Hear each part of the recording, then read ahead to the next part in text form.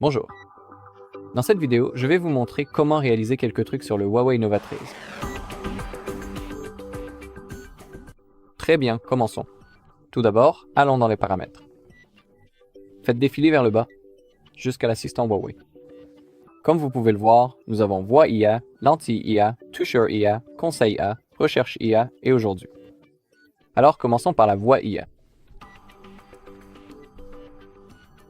Commençons par le réveil vocal. Pour l'instant, je vais le désactiver et nous allons réenregistrer la phrase de réveil. Comme vous pouvez le voir, les conseils sont de tenir notre téléphone à environ 30 cm de distance.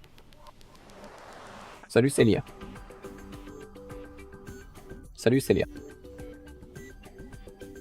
Salut Célia. Hey, Célia.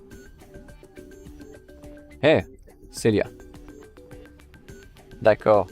Comme vous pouvez le voir, nous pouvons passer des appels, écouter de la musique, envoyer un SMS ou demander à l'IA quel temps il fait. D'accord? Cliquons sur Terminer. Quel temps fait-il à New York?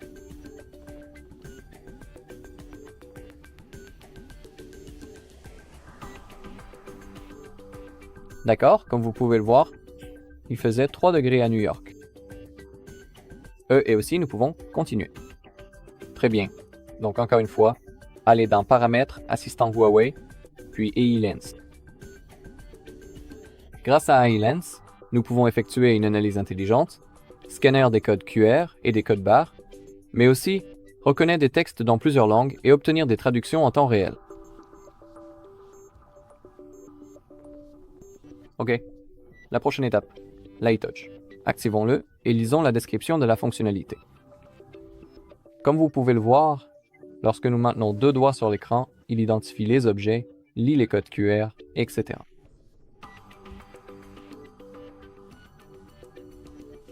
OK. Passons maintenant aux fonctionnalités d'accessibilité. Ici, nous avons quelque chose appelé le mode senior. Vous pouvez l'activer et aussi le mode à une main si vous aimez utiliser une seule main. OK. La prochaine étape, les raccourcis et les gestes. Instantané Ultra. Comme vous pouvez le voir, lorsque nous cliquons 2 fois sur le bouton de réduction du volume, cela prendra un instantané. Je vais te montrer. OK.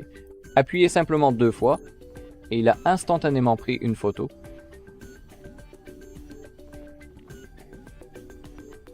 OK, revenons en arrière. Paramètres, accessibilité, raccourcis. Et maintenant, prenez une capture d'écran. Lorsque nous tapons 2 fois sur l'écran, un instantané est pris. Et c'est tout.